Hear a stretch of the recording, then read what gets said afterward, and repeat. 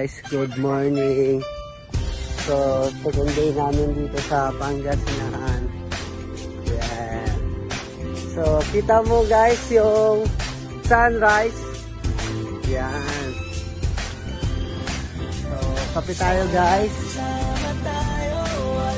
Second day namin sa Pangasinan. So, yun sa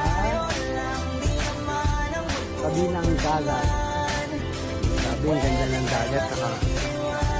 Planchado guys.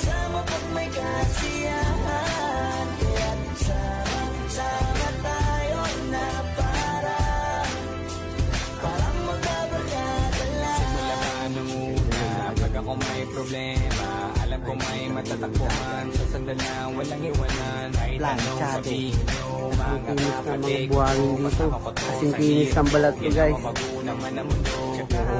Iba talaga saya ng iyong lalaki. Tayo ay sama-sama na. Hindi ko nang kalimutan mo ang lahat ng problema mang dala.